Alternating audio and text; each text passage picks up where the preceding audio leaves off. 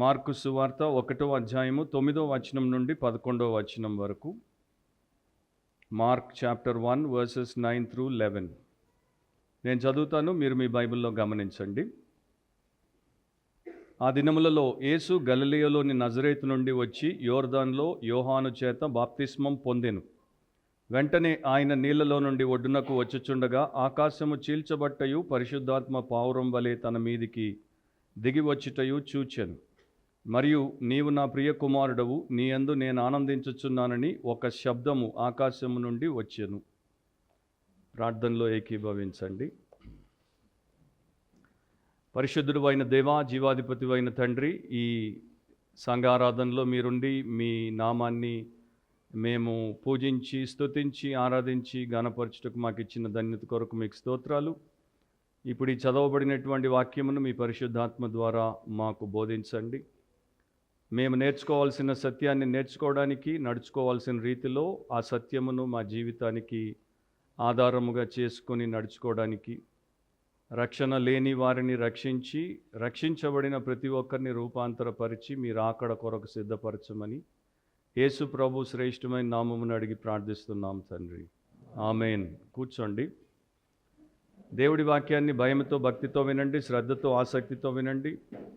మీ హృదయం తెరిచి, మీ బైబిల్ తెరిచి, మీ కన్నులు తెరిచి దేవుడి వాక్యాన్ని వినండి.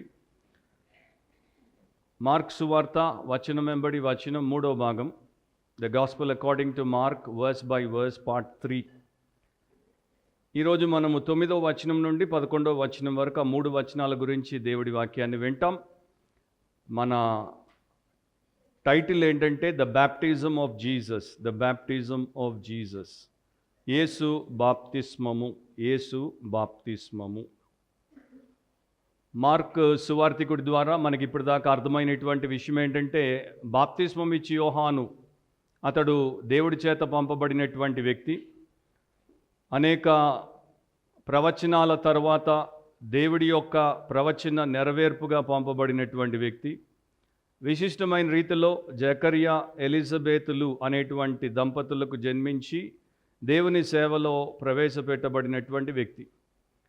అతడు ఆ సమయంలో అందరికీ వేరుగా ఒక వ్యత్యాసాన్ని కలిగించేటువంటి సేవకుడిగా మనకు కనబడతాడు. అందుకని అందరూ యెరూషలేములో ఉంటే, యూదయాలో ఉంటే అతడు అరణ్యంలో ఉన్నాడు. అందరి వ్యక్తిత్వము, వస్త్రధారణ, ఇతర విషయాలు ఒక రకంగా ఉంటే అతనివి ఇంకో రకంగా ఉన్నాయి. ఆయన యొక్క జీవితంలో ప్రధానంగా మనకు కనబడేది ఏంటంటే, ఆయన మారు మనస్సునకు సంబంధించినటువంటి బాప్తిస్మములు విస్తారంగా ఇచ్చాడు. అందుకని ఆయన పేరుతో, యోహాను అనేటువంటి ఆయన పేరుతో పాటు బాప్తిస్మం ఇచ్చు John the Baptizer or John the Baptist అనేది జోడించబడింది. తర్వాత కాలంలో బ్యాప్టిస్ట్ చర్చ్ అనేది అక్కడి నుండే ప్రేరేపించబడి చరిత్రలోనికి వచ్చింది.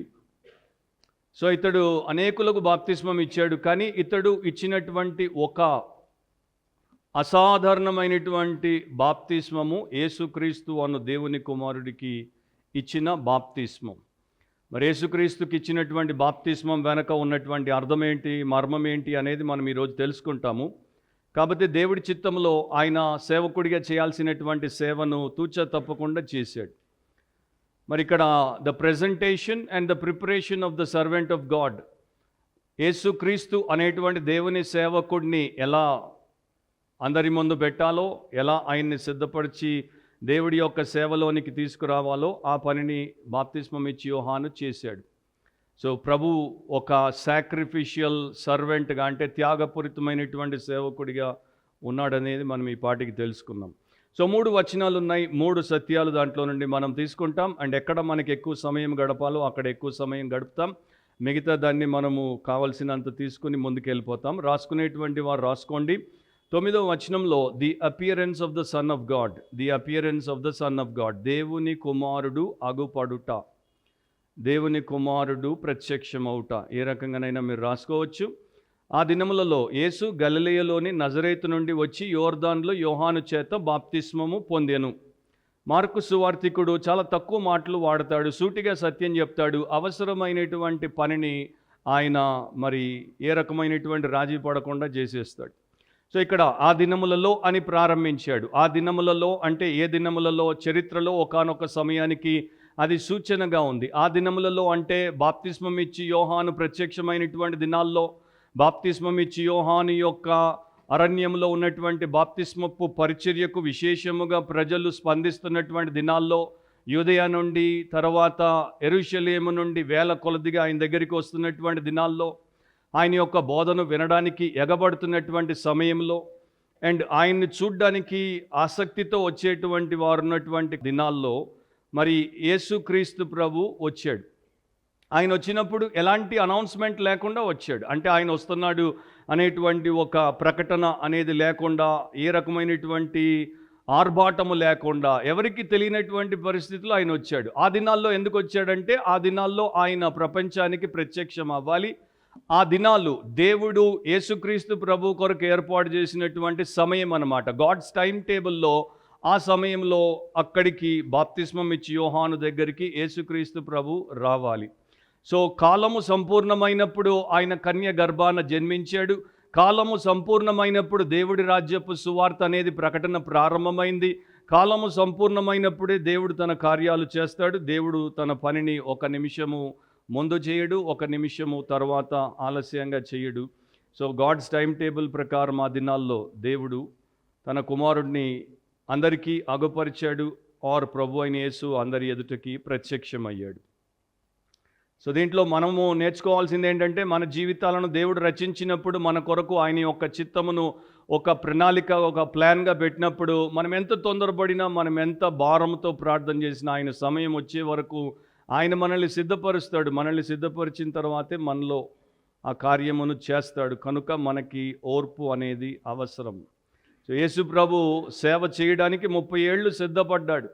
30 ఏళ్ళు ఆయన ఎవరికి కనబడకుండా, ఎవరికి వినబడకుండా, ఆయన గురించి ఎవరికి ఏమీ పెద్దగా తెలియకుండా, ఆయన చేయాల్సినటువంటి 3.5 సంవత్సరాల సేవ కొరకు 30 ఏళ్ళు సిద్ధపడ్డాడు. నాకు తెలిసి ఈ రోజున అట్లా ఒక సేవకుడు, నీవు మొదట 30 ఏళ్ళు ప్రార్థనతో, మొదట 30 ఏళ్ళు వాక్యమును చదివి పఠించి తెలుసుకోవడం ద్వారా, 30 ఏళ్ళు నీవు పరిశుద్ధంగా నన్ను సంతోషపరిచే జీవితాన్ని జీవించిన తర్వాత నీవు సువార్థికుడు అవుతావు, నీవు పాస్టర్ అవుతావు, నీవు బైబిల్ టీచర్ అవుతావు, నీవు మిషనరీ అవుతావు అంటే ఎక్కువ మంది వస్తారని నేను అనుకోను.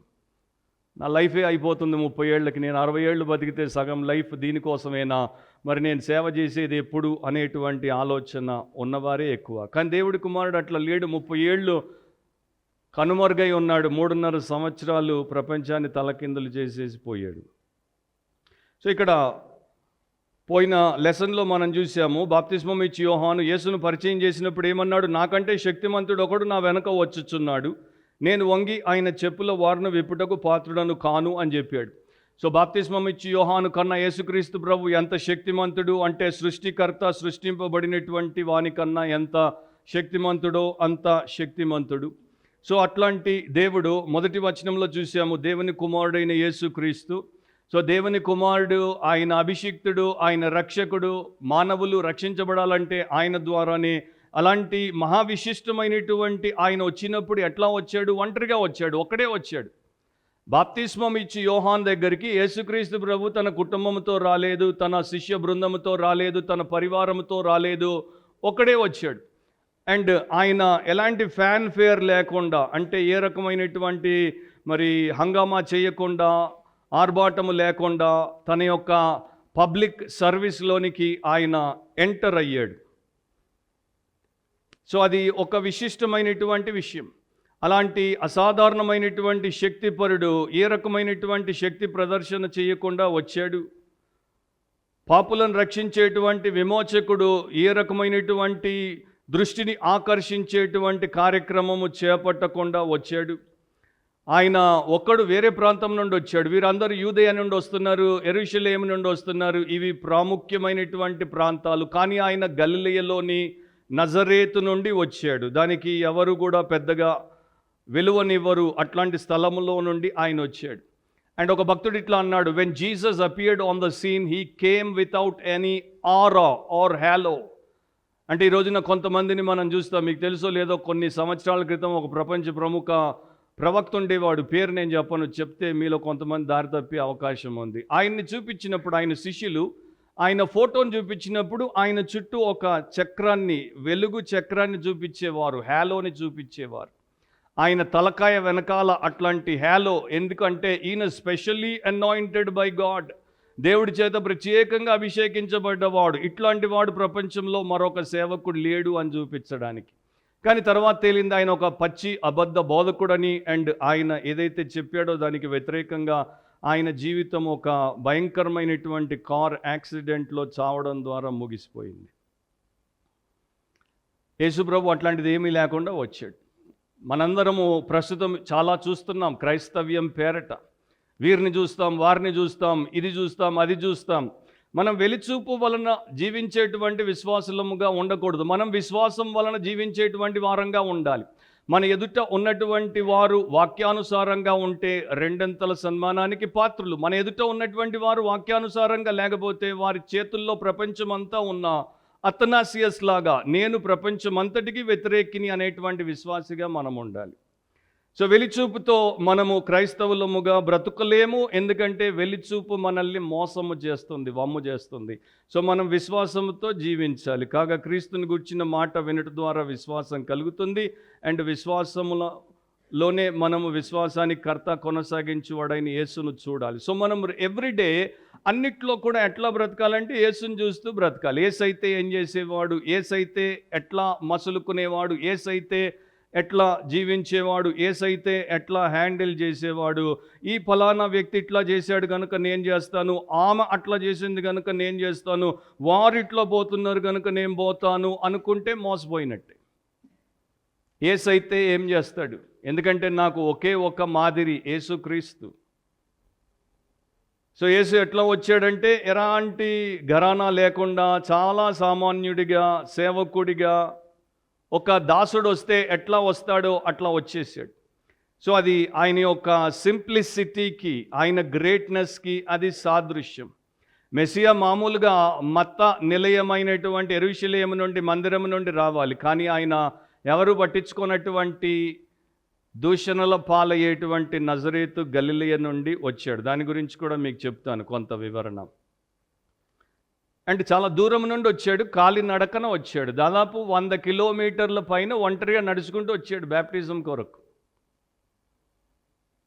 అంటే దేవుడి చిత్తాన్ని చేయడానికి ఎంత కష్టమైనా పడతాడు, ఎంత దూరమైనా పోతాడు, ఎంత భారమైనా భరిస్తాడు. మనందరి పాపపు భారాన్ని భరించిన వాడు కాలినడకన 100 కిలోమీటర్లు నడవడం కష్టం అనుకుంటాడు చెప్పండి.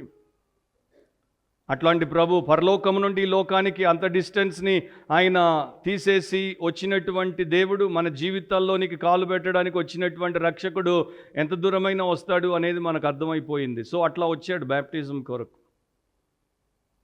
అండ్ ఆయన కుటుంబముతో రాలేదు, ఒంటరిగా వచ్చాడు. ఆయన కుటుంబం ఆయనకి వ్యతిరేకంగా ఉండింది. ఈ రోజున మనం బ్యాప్టిజమ్స్ ఇచ్చినప్పుడు కుటుంబం వస్తుంది, బంధువులు వస్తారు, సంఘస్థులు వస్తారు, చాలామంది వస్తారు. అండ్ ఇప్పుడు మనకున్నటువంటి టెక్నాలజీని బట్టి మనం ఫోటోలు తీస్తాం, వీడియో తీస్తాం, సోషల్ మీడియా ప్లాట్ఫామ్లో ఇదిగో నా బాప్తిస్మము అని మనం ప్రెజెంట్ చేస్తాం. యేసుప్రభుకి అట్లాంటివి ఏమీ లేవు కనుక మనం కూడా అట్లాంటివి ఏమీ చేయకపోతే it's okay, it's all right.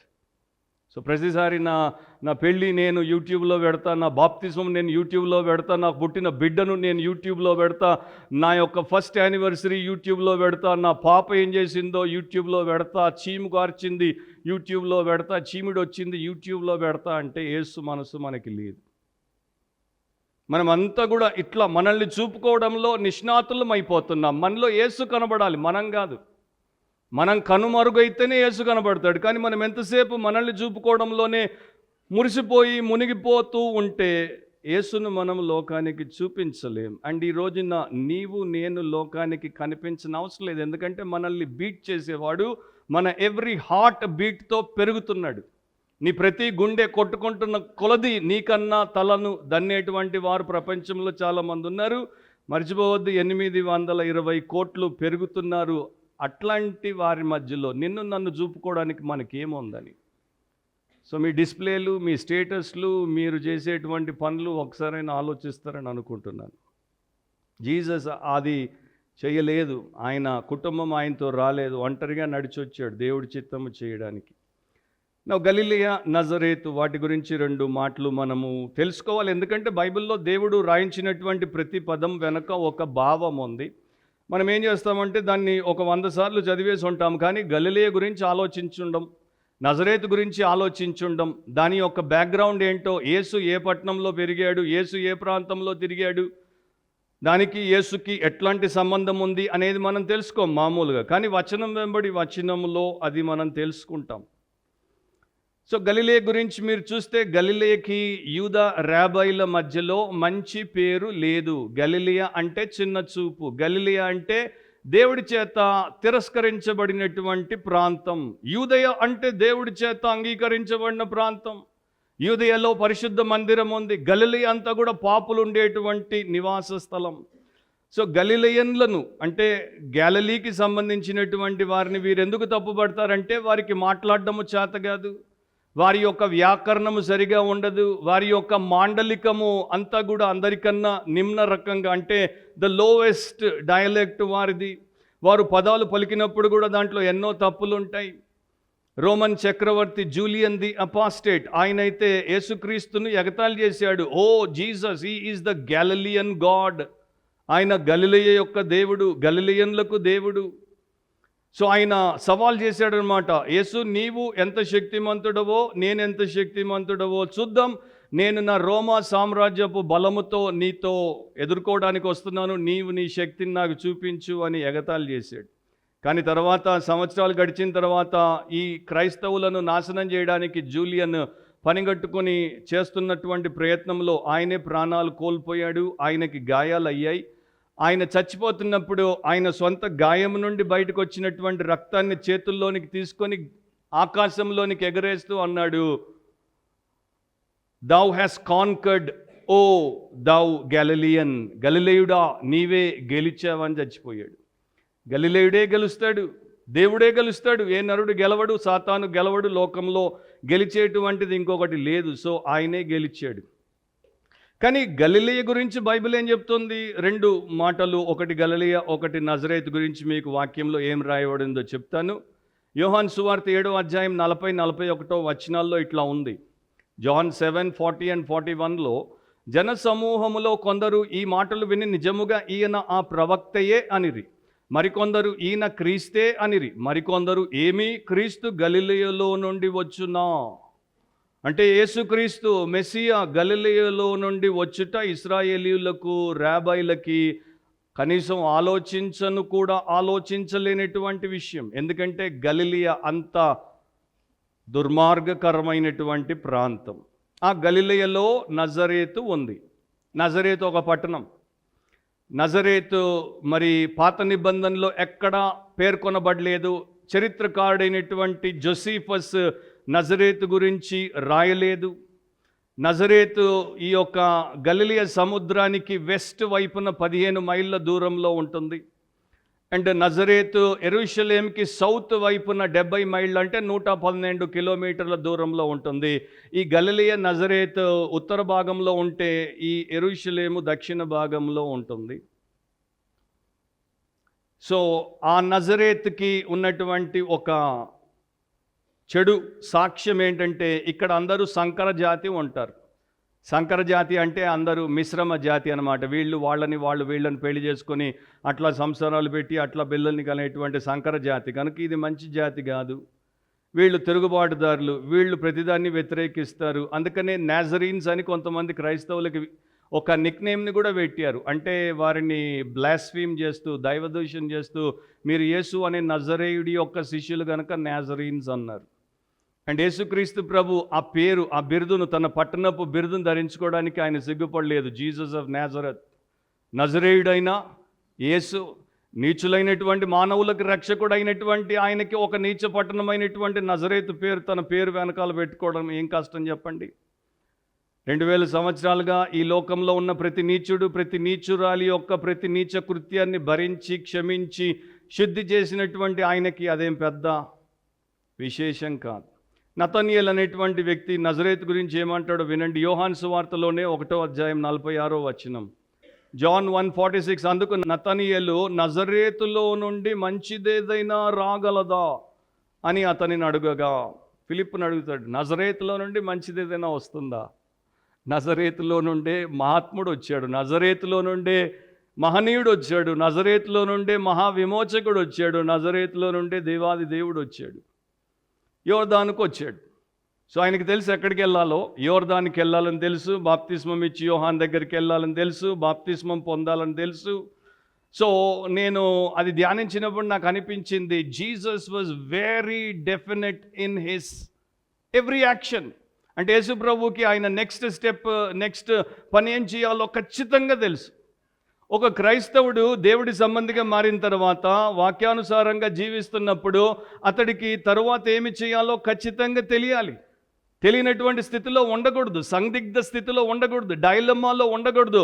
దేవుడు మనకు తన చిత్తం అంతటిని, తన ప్లాన్ అంతటిని గ్రంథంలో ఇచ్చి మనతో నిరంతరం 24/7 ఏ జీవి ఉండనటువంటి రీతిలో పరిశుద్ధాత్మను పెట్టిన తర్వాత, నాకు ఇది తెలియట్లేదు, నాకు దీంట్లో తిక్కమక, నాకు దాంట్లో గలిబిలి, నాకు దాంట్లో అసమాధానం అంటున్నామంటే ఎక్కడో మనలోనే తప్పు ఉంది. ఎందుకంటే ఆయన చెప్పాడు, నా వెంబడి రండి, నేను మిమ్మల్ని నడిపిస్తానన్నాడు. సో మనం ఆయన వెంబడి పోతే మనకి కన్ఫ్యూషన్ ఉండదు, మనం ఆయన వెంబడి పోతే మనలో కాన్ఫిడెన్స్ లోపించదు. మనం ఆయన వెంబడి పోవట్లేదు కనుకనే ఈ యొక్క సమస్యలన్నీ మనకు వస్తాయి. సో ఆయనకి తెలుసు, బాప్తిస్మం ఇచ్చి యోహాను పరిచర్య ముగియాలి, అండ్ ఇప్పుడు నేను అగపడి నా యొక్క పరిచర్య దేవుడి కుమారుడిగా, లోకరక్షకుడిగా ప్రారంభం అవ్వాలి. సో బాప్తిస్మం ఇచ్చి యోహాను ఏమన్నాడు, నేను తగ్గాలి, ఆయన హెచ్చాలి. ఆ సమయం వచ్చేసింది. యోహాను పని అయిపోయింది, సీన్లో నుండి యోహాను వెళ్ళిపోతాడు, అతడు చంపబడతాడు. తర్వాత యేసు మరి కొంతకాలం సేవ చేసిన తర్వాత సిలువకి వెళ్తాడు. అండ్ యోహాను ఎంత మంచిగా దేవుడి సేవకుడిగా ఆయన జీవితాన్ని ముగించాడో చూస్తే మనము ఆశ్చర్యపోకుండా ఉండలేం. ఆయనకిచ్చిన పనిని ఆయన చేసి వెళ్ళిపోయాడు, సైలెంట్గా వెళ్ళిపోయాడు. నేను కొన్నేళ్ల క్రితం ఫ్లోరెన్స్ అనేటువంటి నగరానికి వెళ్ళాను, ఇటలీలో ఉంటుంది అది ఫ్లోరెన్స్. అక్కడ మికెలాంజిలో అనేటువంటి ప్రపంచ ప్రముఖ కళాకారుడికి సంబంధించినటువంటి ఒక విషయాన్ని అక్కడ వారు పెట్టారు. మనకి ఇంగ్లాండ్లో వెస్ట్ మిన్స్టర్ యాబీ అనేది ఎట్లా ఉందో, ఫ్లోరెన్స్లో కూడా అట్లాంటిది ఒకటి ఉంది. అక్కడ మికెలాంజిలో యొక్క మాన్యుమెంట్ ఉంటుంది. అక్కడికి వేల మంది సందర్శకులు వస్తారు. వచ్చినటువంటి వారందరూ మికెలాంజిలోని చూసి మురిసిపోతారు. అతన్ని చాలా గొప్పగా చూపిస్తుంది ఆ యొక్క స్థలము.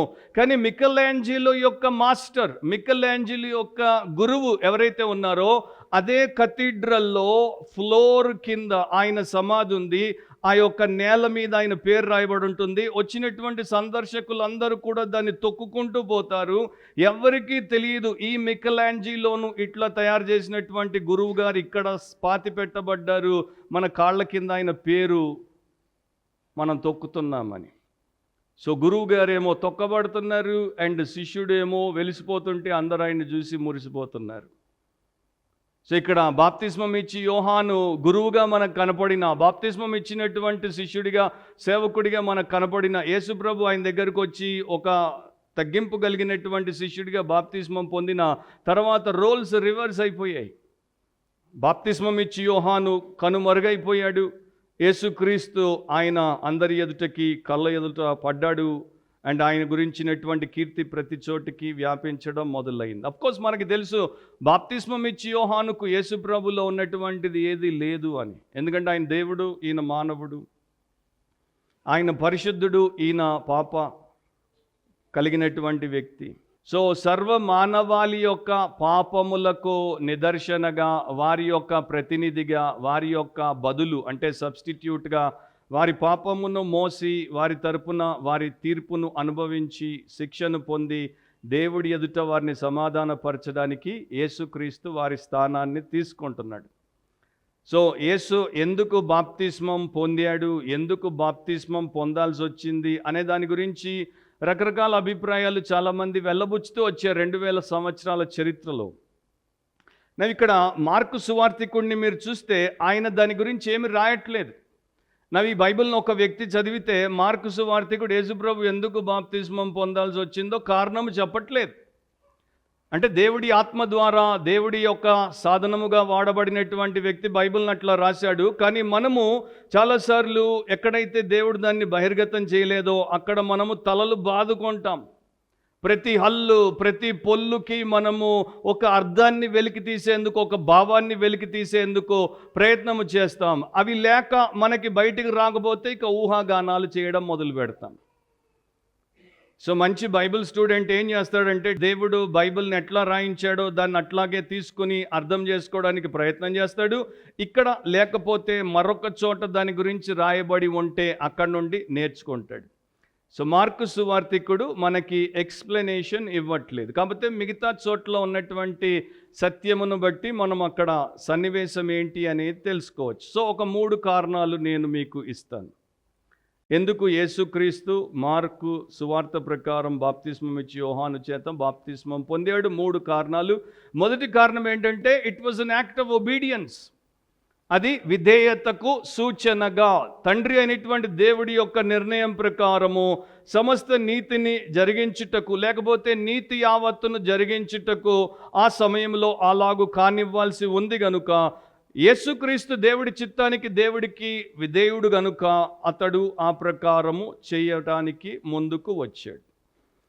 ఇక్కడ మార్కు సువార్తలో అయితే మనకి అది తెలుపబడలేదు, కానీ మీరు మత్తయి సువార్తకు వస్తే మత్తయి సువార్తలో మత్తయి సువార్తికుడి ద్వారా మనకు తెలుపబడింది. మత్తయి సువార్త 3వ అధ్యాయంలో మీరు 13 నుండి చదువుకుంటూ వస్తే, ఆ సమయమున యోహాను చేత బాప్తిస్మం పొందుటకు యేసు గలిలయ నుండి యోర్దాను దగ్గరనున్న అతని యొద్దకు వచ్చాను. అందుకు యోహాను, నేను నీ చేత బాప్తిస్మం పొందవలసిన వాడనై ఉండగా నీవు నా యొద్దకు వచ్చుచున్నావా అని ఆయనను నివారింపజూచెను గాని, యేసు ఇప్పటికి కానిమ్ము, నీతి యావత్తు ఇలాగు నెరవేర్చుట మనకు తగి ఉన్నదని అతనికి ఉత్తరం ఇచ్చాను కనుక, తర్వాత మాటలు నాకు ఇష్టం, అతడు అలాగు కానిచ్చాను. సో యేసు చెప్పినట్టు కానిచ్చాడు. అండ్ యేసు అంటున్నాడు, ఇప్పటికిట్లా కానివ్వు. మారు మనస్సుకు సంబంధించిన బాప్తిస్మం, పాప క్షమాపణ కొరకు ఇవ్వబడుతున్న బాప్తిస్మం, బాప్తిస్మం ఇచ్చే యోహాన్ చేసే బాప్తిస్మం. సో ఇప్పుడు ప్రశ్న ఏంటంటే, యేసుప్రభులో పాపమే లేదు, యేసుప్రభు పాపం ఒప్పుకోవాల్సినటువంటి అవసరమే లేదు, యేసుప్రభు మారు మనసు పొందాల్సినటువంటి స్థితి రానే రాదు, మరి ఆయనకి రక్షించబడాల్సినటువంటి పరిస్థితి లేనే లేదు, ఆయన రూపాంతరము చెందాల్సిన అవసరం అంతకు మించి లేదు. మరి అట్లాంటప్పుడు ఎందుకు ఈ ప్రక్రియను చేపడుతున్నాడు? దాన్నే బాప్తిస్మం ఇచ్చి యోహాను గుర్తించాడు. అందుకనే అంటున్నాడు, నేను పాపిని, నాకు నువ్వు బాప్తిస్మం ఇవ్వాలి, నువ్వు పాపము లేనివాడవు, నీకు నేను బాప్తిస్మం ఇవ్వడం ఏంటి అని నివారించబోయాడు. ఆయన్ని బాప్తిస్మం తీసుకోవద్దని అడ్డుకోబోయాడు బాప్తిస్మం ఇచ్చి యోహాను. అండ్ ఇక్కడే మత్తయి సువార్త 3వ అధ్యాయం 7వ వచనంలో ఇద్దరిని బాప్తిస్మం ఇచ్చి యోహాను అడ్డుకున్నాడు. అంటే ఒక వర్గాన్ని, తర్వాత ఒక వ్యక్తిని. ఒక వర్గం ఎవరు? 7వ వచనంలో, అతడు పరిసయ్యుల్లోనూ సద్దుకయ్యుల్లోనూ అనేకులు బాప్తిస్మం పొందవచ్చుట చూచి, సర్ప సంతానమా, రాబో ఉగ్రతను తప్పించుకొనుటకు మీకు బుద్ధి చెప్పిన వాడెవడు? మారు మనసునకు తగిన ఫలము ఫలించుడి. ఎంత ధైర్యం ఉండాలో చూడండి బాప్తిస్మం ఇచ్చి యోహానుకు. ఆయనకి ఇంకా అప్పటికి పేరు రాలేదు, ఆయనకేమీ ప్రసిద్ధి లేదు, ఆయనకేమీ పదవి లేదు. ఈ పరిసయ్యులకు అవన్నీ ఉన్నాయి, సద్దుకయ్యులకు అవన్నీ ఉన్నాయి. దాంతోపాటు వారు గనులు, దాంతోపాటు రోమా సామ్రాజ్యంతో వారికి ఆ పరపతి సంబంధం కూడా ఉంది, అంటే చాలా ఇన్ఫ్లుయెన్స్ ఉంది. అట్లాంటి వారిని ఏమంటున్నాడు? నేరుగా సర్ప సంతానమా అంటున్నాడు. ఈరోజున మీరు ఒక మినిస్టర్ని అట్లా అని చూడండి, ఒక ఫేమస్ డినామినేషనల్ బిషప్ని మీరు అట్లా అని చూడండి. సో దేవుడి సేవకులు ఎంత ధైర్యంగా ఉంటారు అనేది మనకి దేవుడి వాక్యంలో దేవుడే నేర్పిస్తాడు. సో ఇక్కడ పరిసయ్యులు సద్దుకయ్యులను అనేకులు బాప్తిజం పొందడానికి వస్తే వారిని సర్పసంతానం అన్నాడు. ఎందుకు మీరు రాబోయే ఉగ్రతను తప్పించుకోవడానికి ముందుకు వస్తున్నారు? మీకు అట్లా తప్పించుకోమని బుద్ధి చెప్పిన వాడు ఎవడంటాడు? ఫస్ట్ మీరు మారు మనసు పొందండి, తర్వాత మీరు ఈ యొక్క బాప్తిస్మం పొందొచ్చు. వారిలో ఉన్న వేషధారణని తర్వాత 8, 9, 10, 11 వచనాల్లో ఆయన చూపిస్తాడు. కానీ యేసు ప్రభువుని బాప్తిస్మము తీసుకోవద్దు అని అంటున్నాడు. కానీ ప్రభు చెప్పినప్పుడు ఇప్పటికి కానివ్వు, నీతి యావత్తు ఇలాగూ నెరవేర్చుట మనకు తగి ఉన్నది. అంటే దాని అర్థం ఏంటంటే, దేవుడు ఇట్లా నియమించాడు, దీని వెనక దేవుడి యొక్క కార్యం ఉంది, దేవుడి యొక్క చిత్తం ఉంది కనుక మనము చేద్దాం. సో నీవు నాకు బాప్తిస్మం ఇవ్వు, నేను బాప్తిస్మం తీసుకుంటాను. సో ఆ ప్రకారము యేసుక్రీస్తు బాప్తిస్మం పొందాడు. మొదటి క్రైస్తవులు అంటే అర్లీ క్రిస్టియన్స్ మొదటి శతాబ్దంలో క్రైస్తవులు బాప్తిజం తీసుకున్నప్పుడు వారు అప్పుడు ఇంకా రోమన్ల చేత పరిపాలించబడుతున్నారు కనుక ఒక రోమియుడు సైన్యంలో చేరినప్పుడు ఒక శపథం చేస్తాడు. ఓత్ అంటారు దీన్ని. అదేంటంటే దాన్ని సాక్రమెంటం అంటారు లాటిన్ భాషలో. సాక్రమెంటం అంటే నేను సైన్యంలో సైనికుడిగా చేరుతున్నాను కనుక నా సైనిక అధికారికి, నా జనరల్కి నేను బ్రతికి ఉన్న ప్రాణం పోవాల్సి వచ్చిన పూర్తిగా భక్తిని చూపిస్తాను, భయముతో లోబడి బ్రతుకుతాను. సాక్రమెంటం. మొదటి క్రైస్తవులు అట్లా చేసేవారు. బ్యాప్తిజం తీసుకున్నప్పుడు అదే ఓత్ తీసుకునేవారు. మేము యేసుక్రీస్తు మాకు చేసినటువంటి బోధ అంతటికీ పూర్తిగా లోబడతాం, పూర్తిగా సమర్పించబడతాం, పూర్తిగా ప్రాణాలు ఇవ్వాల్సి వచ్చినా ఇస్తాం. ఈనాడు నాకు అట్లాంటి క్రైస్తవులు కనబడట్లేదు. నేను చాలామందికి బ్యాప్టిజం ఇచ్చినందుకు చాలా బాధపడ్డాను. ఎందుకంటే అట్లాంటి క్రైస్తవులు లేరు. మత్తయి 28లో గొప్ప ఆదేశంలో ప్రభు చెప్పాడు, నేను మీకు ఏ సంగతులను ఆజ్ఞాపించుతున్నో వాటిని అన్నింటినీ గైకొనవలనని వారికి బోధించమని. తండ్రి, కుమార, పరిశుద్ధాత్మ త్రియేక దేవుని నామమున వారికి బాప్తిస్మం ఇచ్చినప్పుడు చెప్పమన్నాడు. అట్లా ఎంతోమందికి చెప్పాను, కానీ వారు అట్లా లేరు.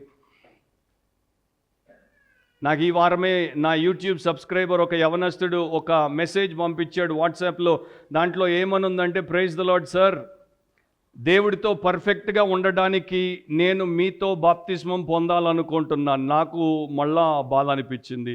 దేవుడితో పర్ఫెక్ట్గా ఉండడానికి నేను ఆయనకి బాప్తిస్మం ఇవ్వడానికి సంబంధం ఏంటో నాకు అర్థం కాలేదు. బహుశా అనుకున్నాడేమో, ఈయన పర్ఫెక్ట్గా ఉన్నాడు కనుక ఈయన నాకు బాప్తిజం ఇస్తే నేను పర్ఫెక్ట్ అయిపోతాను. నేను పర్ఫెక్ట్ కాదు. సో మనుషులకి బ్యాప్టిజం గురించి, దానికి సంబంధితమైన విషయాల గురించి నానా రకాల అభిప్రాయాలు ఉన్నాయి. అది దేవుడి ఆజ్ఞ కనుక దానికి మనం లోబడతాం. యేసుప్రభు లోబడ్డాడు. అంటే యేసుప్రభు ఏ ప్రకారం లోబడ్డాడో అది ఇప్పుడు మనకు అర్థమవుతుంది. రెండవది ఏంటి అంటే, it was an act of self identification. తన్ను తాను ఇతరులతో ఆయన గుర్తించబడుటకు ఇష్టపడ్డాడు. ఇద్దరితో గుర్తించబడుతున్నాడు. ఒకటేమో ఇశ్రాయేలు దేశంతో. ఇశ్రాయేలీయులు అవిధేయులై, అతిక్రమకారులై, దేవుడికి వ్యతిరేకంగా పోయినప్పుడు వారి తరపున ఈయన వచ్చాడు గనుక వారి కొరకు ఈయన వారి శిక్షను, పాపమును భరించుటకు, సమాధానపరచుటకు వచ్చాడు గనుక దానికి ఈయన గుర్తింపబడ్డాడు. యెషయా గ్రంథం 53వ అధ్యాయం 12వ వచనం, ఐజయా 53:12లో, యెషయా 53:12లో, కావున గొప్పవారితో నేను అతనికి పాలు పంచిపెట్టెదను, గన్లతో కలిసి అతడు కొల్ల సొమ్ము విభాగించుకొనును. ఎలాగనగా మరణమును అందునట్లు అతడు తన ప్రాణమును దారపోసెను, అతిక్రమము చేయువారిలో ఎంచబడిన వాడాయను. అనేకుల పాపమును భరించుచు తిరుగుబాటు చేసిన వారిని గురించి విజ్ఞాపనము చేశాను. సో ప్రవచనం ప్రకారము ఆయన అక్కడ దాన్ని నెరవేరుస్తున్నాడు. యూదుల మీదకి, ఇశ్రాయేలు దేశం మీదకి రావాల్సినటువంటి తీర్పును తాను పొందడానికి, శిక్షను తాను అనుభవించడానికి, దేవుడి యొక్క ఉగ్రతను శాంతింపచేయడానికి ఇశ్రాయేలీయులు విఫలమైన స్థానంలో విఫలము కాని ఇశ్రాయేలీయుడిగా ఆయన నిలబడ్డాడు. సో ఆయన ఐడెంటిఫై చేసుకున్నాడు. ఇక మనందరి గురించి చెప్పాల్సి వస్తే 53వ అధ్యాయము 6వ వచనం, యెషయాలోనే, ఐజయా 53:6, యెషయా 53:6, మనమందరము గొర్రెల వలె త్రోవ తప్పిపోతిమి, మనలో ప్రతివాడును తనకిష్టమైన త్రోవకు తొలిగెను, యెహోవా మన అందరి దోషమును అతని మీద మోపెను. సో దేవుడు మనందరి దోషాన్ని అతడి మీద మోపాడు. మిగతా వారు ఆ యొక్క నీటిలోనికి వెళ్ళినప్పుడు, బాప్తిస్మం పొందినప్పుడు అక్కడ నిలబడి కొంతసేపు పాపాలు ఒప్పుకొని బయటకు వచ్చేవారు. అది ట్రెడిషన్ ప్రకారము. అఫ్కోర్స్ ఇప్పుడైతే మెథడ్స్లో మార్పులు వచ్చేసాయి, కానీ అప్పుడు అర్లీ 1st century ట్రెడిషన్ ప్రకారం అక్కడే నిలబడి అందరి ముందు పాపాలు ఒప్పుకునేవారు. కానీ యేసు ప్రభు వెంటనే బయటకు వస్తాడు. ఎందుకంటే ఆయనలో పాపం లేదు, ఒప్పుకోని అవసరం లేదు. మన పాపాన్ని భరించేశాడు. తర్వాత వెంటనే యోహాను 1:29లో యోహాను అంటాడు, ఇదిగో లోక పాపమును మోసుకొని పోవు దేవుని గొర్రెపిల్ల. అర్థమైపోయింది ఆయనకి, ఇతడు నా ద్వారా ఎందుకు బాప్తిస్మం పొందుతున్నాడంటే లోక పాపాన్ని మోసుకొని పోతున్నాడు, ఈయనలో పాపం లేదు. సో ఆయన యొక్క పేరు, యేసు అనే పేరు అందరికీ పెట్టబడేటువంటి పేరు, విశిష్టమైన పేరు కాదు. ఈ రోజుల్లో కొంతమంది తల్లిదండ్రులు నన్ను పేరు పెట్టమంటారు, లేకపోతే కొంతమంది పేరు పెట్టేసుకొని ప్రార్థన చేయమంటారు. Whatever, I have no objection. నేను పేర్లు పెట్టడంలో నాకేం ఆసక్తి లేదు. కానీ పేర్లు పెట్టుకుంటున్నప్పుడు ఎట్లా పెట్టుకుంటారంటే, మరి గూగుల్లోకి పోతారో లేకపోతే ఇంకో దగ్గరికి పోతారో నాకు తెలియదు, కానీ ఎవరికీ లేని పేరు పలుకజాలని పేరు. బైబిల్లో మనకే ఎన్నో పేర్లు హీబ్రూలో పలకలేమని వాటిని దాటేసి మనం దూకిపోతున్నాం. అట్లాంటప్పుడు నీ బిడ్డకి బ్రతికినంత కాలం పలుకలేని పేరు నువ్వు పెడితే నువ్వు ఏం చేసినట్టు? ఇండియన్ అయి ఉండి ఈస్టర్న్ ఇటాలియన్ పేరు, ఇండియన్ అయి ఉండి వెస్టర్న్ ఆస్ట్రేలియన్ పేరు. అందుకే నేను హాంకాంగ్లో ఉన్నప్పుడు, ఇండియాలో లేను, హాంకాంగ్లో ఉన్నప్పుడే నేనేమనుకున్నానంటే ఒక బైబిల్ పేరు ఒక ఇండియన్ పేరు పెట్టాలి అని మా ఇద్దరు పాపలకు అట్లాగే ఒక బైబిల్ పేరు ఒక ఇండియన్ పేరు పెట్టాను. అఫ్కోర్స్ నేను మీకన్నా గొప్పోడినని కాదు, ఇదే శ్రేష్టం అని కాదు, కానీ నేను జస్ట్ చెప్తున్నాను మీకు. సో యేసు అనేది కామన్ నేమ్, రక్షకుడు. చాలామంది ఉండేవారు ఆయన టైంలో యేసు యేసు యేసు అని పిలువబడేవారు. రెండవది నజరేయుడు, దూషింపబడినటువంటి, చిన్న చూపు చూడబడేటువంటి నేమ్, కామన్ నేమ్. మూడవది ఆయన మనందరితో పోల్చబడ్డాడు. We are all common people, no one is special among us. మనలో ఎవ్వరు ప్రత్యేకించబడిన వారు లేరు. మన ప్రత్యేకత మన వంశము నుండి రాదు, మన ప్రత్యేకత మన విద్య నుండి రాదు, మన ప్రత్యేకత మనకున్నటువంటి మేధస్సు నుండి రాదు, మన ప్రత్యేకత మన ఉద్యోగం నుండి రాదు, మన ప్రత్యేకత మనకున్న పలుకుబడి నుండి రాదు. ఇదంతా కూడా మనుషులు అట్లా పెట్టుకున్నారు సమాజంలో.